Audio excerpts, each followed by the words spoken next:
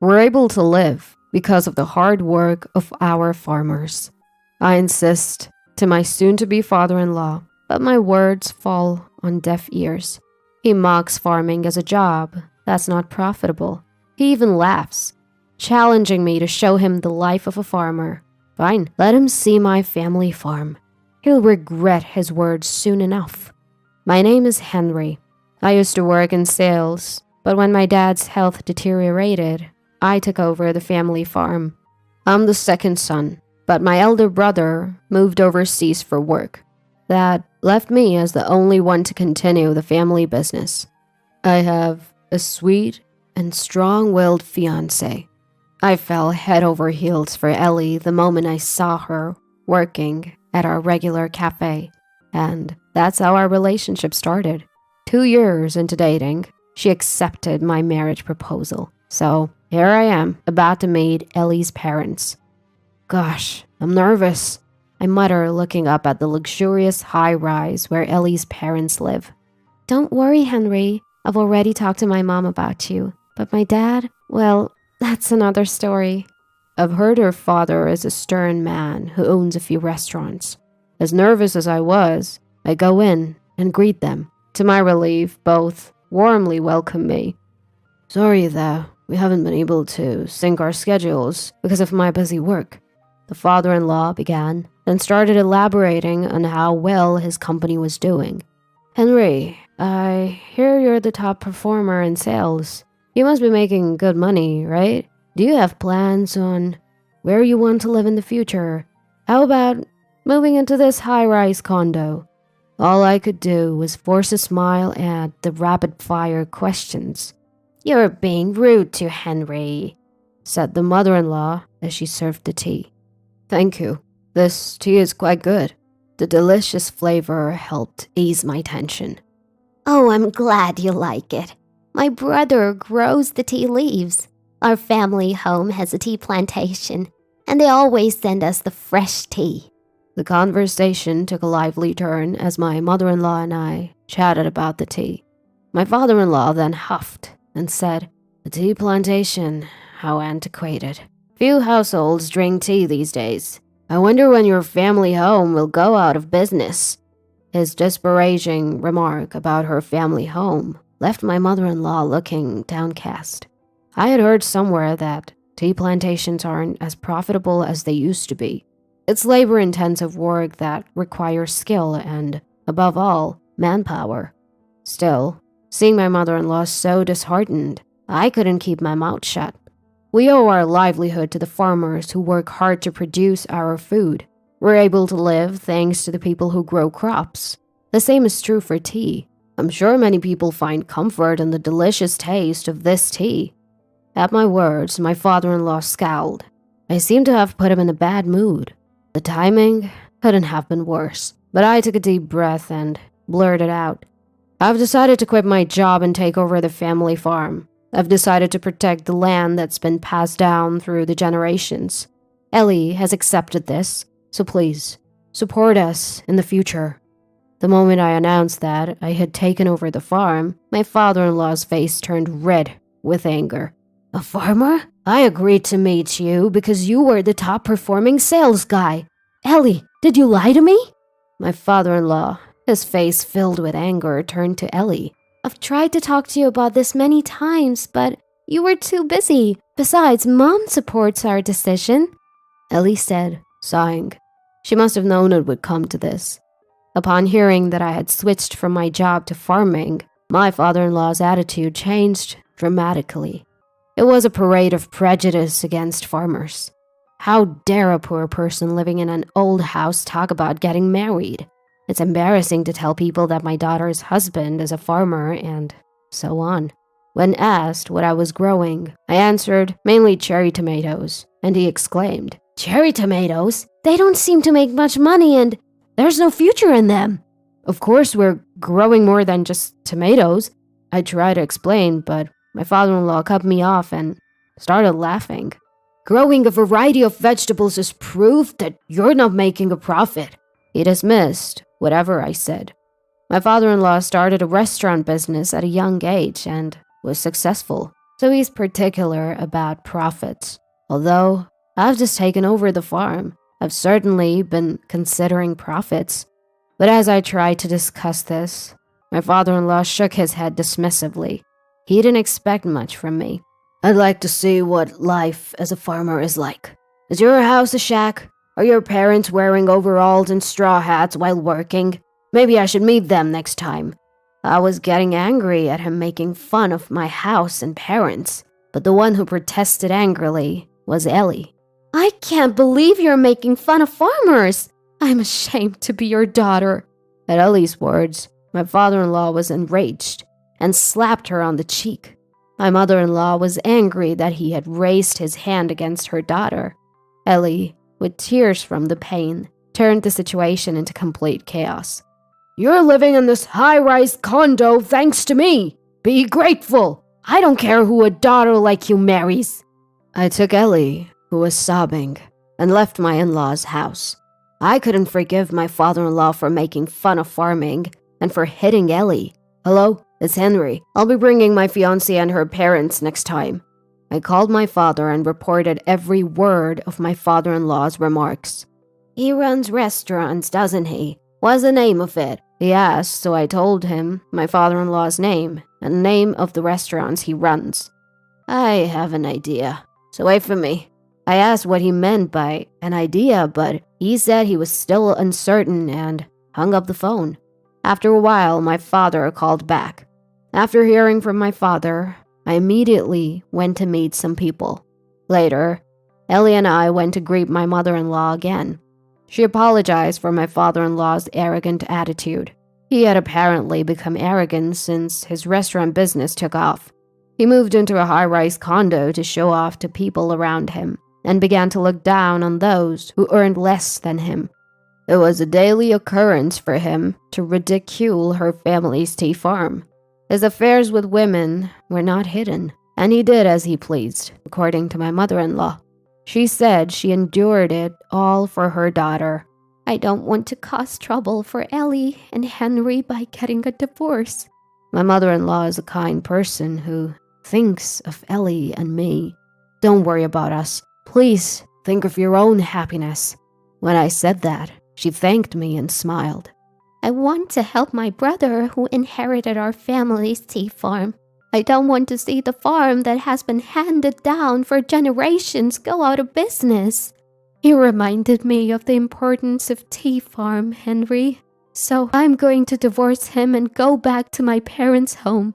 It seemed that my mother-in-law's resolution is already made. The day came when I took my in-laws to my parents' home. After getting off the airplane, we drove for another hour. There were vast fields and farms around us. I can't believe there are houses where people live in such a rural area. My father-in-law spat out in the car. Ellie and my mother-in-law obviously looked uncomfortable, but patient, probably because he could say he wanted to go home if a quarrel started here. I'm looking forward to see the life of a farmer. Is the toilet outside or something? My father-in-law ridiculed my home, laughing uproariously. You'll see when we get there. After driving a while, we saw a large gate and high walls. I'm back. I brought everyone with me. When I spoke to the intercom, the gate opened automatically. What a grand gate! Oh, and the garden is so beautiful! Ellie followed me, cheerfully praising the scenery. We leave the garden to a gardener, but it's an English garden, so it's called. Because of my parents who love Europe, there were many of my mother's favorite roses planted. My mother-in-law entered the garden and happily sniffed the scent of the roses. My father-in-law grumbled that it was a bad taste garden. Please, this way. There's a large building beyond the large garden. That is my family home. The brick-built house has 12 rooms and living, dining, kitchen. It's quite spacious. In front of the entrance, there are 2 luxury cars and 3 off-road motorcycles parked. All the land around our house is our own farmland. My in-laws and Ellie were all agape. My parents greeted us at the entrance.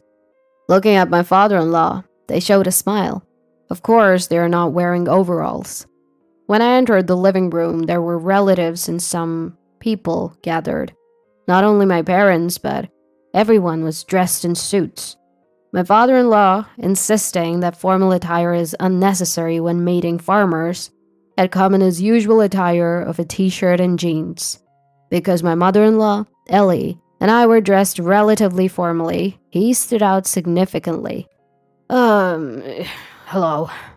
Perhaps feeling out of place? My father-in-law said in a small voice, looking down in embarrassment.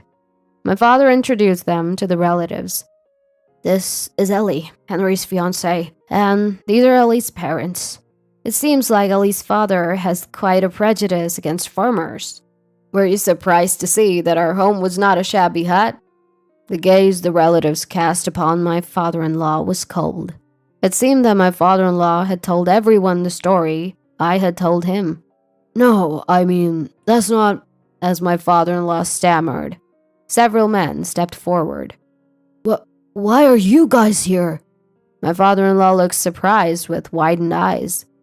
We are disappointed in you, one of the men said, looking at my father-in-law. These men were organic farmers who were actually supplying vegetables to the restaurants my father-in-law runs. Hearing the name of the store, my father made connections and contacted these farmers. My father, who has been a farmer for many years, has many acquaintances. I had directly met them and conveyed my father-in-law's remarks. Apparently, my father-in-law had always been arrogant, and there were many complaints. Those who were outraged that he looked down on farmers so much had come today to directly voice their complaints. We would like to terminate our business relationship at the end of the next contract. Everyone nodded when one of the farmers said this. Wait a minute. Our specialty is organic vegetables. My father-in-law runs several Italian restaurants featuring vegetables popular among the women. Despite this, I thought it was unbelievable to make fun of the farmers who produce the vegetables. I guess for him, anything is fine as long as it makes a profit. He had set his sights on organic vegetables because he thought dumb women should bite if he touted them as healthy food. While my father-in-law was flustered at being told they wanted to stop trading, he is a businessman. He seemed to think that the farmers would also be in trouble if the contract ends. Are you sure about this? You're gonna lose your income, you know. Perhaps he regained his composure and began to threaten, acting high and mighty. Don't worry about that, I interjected, anticipating that my father-in-law would say something like this. The farmers had said they wanted to quit dealing with my father-in-law's company, but they would be in trouble if their source of income decreased. Through my sales job, I had made connections with so many people in various industries. Among them were many restaurant owners and food manufacturers. Even if they extended the deal with my father-in-law, I had introduced them to the next place they could do business, so they wouldn't be in trouble. When I told this fact, my father-in-law visibly started trembling. What am I supposed to do if I can't get vegetables? To my father-in-law, who held his head in his hands, my father said this. Why not ask Henry? We also grow organic vegetables. Despite the ridicule from my father-in-law, we had started focusing on organic farming in our fields, including cherry tomatoes. As a result of repeated improvement in the variety, we were able to harvest quite sweet vegetables. We even had several invitations from companies wanting to contract with us. My father-in-law quickly turned to me, but I just smiled and said, of course, we refuse to do business. He slumped his shoulders and fell silent. Next to the quietened father-in-law, my mother-in-law and our parents were having a lively conversation. When I bring the fresh tea from my hometown next time, my mother-in-law declared, as my parents were thrilled. In the car on the way back, my father-in-law exploded in anger. How dare you cancel the deal? Do you want my business to go bankrupt? He was shouting from the back seat. Frankly, I couldn't care less about what happens to his restaurants. And you, as my wife, not even defending me. This is why I hate country women. Perhaps because I was completely ignoring him.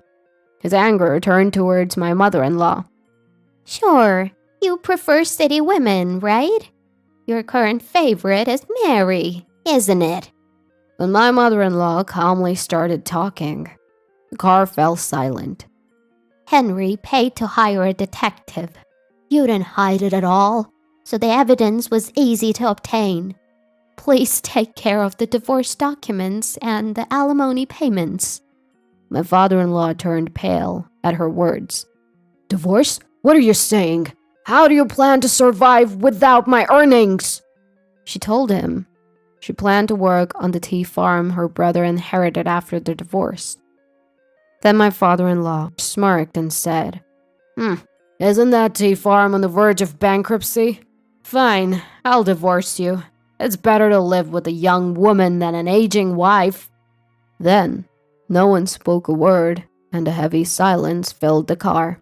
When we arrived at the airport, not wanting to be together any longer, my father-in-law headed towards the gate alone. Ellie, looking at her father's back, muttered sadly, To think such a man as my father. I think your father will definitely regret his choice, I said, pulling Ellie's shoulder towards me. A few days later, my in-laws' divorce was finalized. Due to the evidence of his affair, he was fully liable. He seemed to have nearly forced my mother-in-law, saying, I'll give you money, just leave. Ellie and I were angry when we heard the story, but my mother-in-law was laughing, saying it was okay since she got a lot of money. $50,000 in alimony from my father-in-law, and $15,000 in alimony from his mistress. She plans to use this money to revive the tea farm. While my father-in-law was enjoying himself at his high-rise condo with his mistress, her husband barged in, turning the place into a battlefield. Yes, my father-in-law's mistress was a married woman. We had known that when we had the detective investigate, so we thought it wouldn't end well. My father-in-law, who was also being sued for alimony by his mistress's husband, must have learned his lesson about women. Even after that, it seems like he's still living alone in his high-rise condo. His bad reputation spread among the farmers, and the number of farms willing to do business with him drastically decreased. That led him to close his branches, which were centered around organic vegetables. Perhaps feeling lonely, I heard that letters from my father-in-law occasionally arrive at my mother-in-law's parents' house. The content is pathetic, asking her to come back because he's lonely. At first, my mother-in-law was reading the letters, but now she says she just throws them away without opening them. Once he called, she cut him off, saying, If you're lonely, why don't you move out of the high rise? We laughed when we heard that from her. We don't know whether he couldn't stand living alone in the large room or whether his business went under and he couldn't afford to live in the high rise anymore. But we heard that he moved to a small apartment. I've been extremely busy since I took over the farm, but having Ellie with me is a big support. She probably never thought she'd become a farmer's wife when we were dating. Yet, she came with me without a word of complaint, so I have nothing but gratitude for her. I think I like farming. It must be my mom's blood. Ellie, laughing, is adorable. A year later, we had our wedding. It was a grand ceremony, but my father-in-law was not there. He must be sad that he couldn't attend his only daughter's wedding. From my mother-in-law, we received freshly packed new tea, saying she wanted us to serve it to the guests. Thanks to my mother-in-law's help, the tea farm, which was on the verge of bankruptcy, seemed likely to turn a significant profit. Their tea is still fragrant and delicious as always.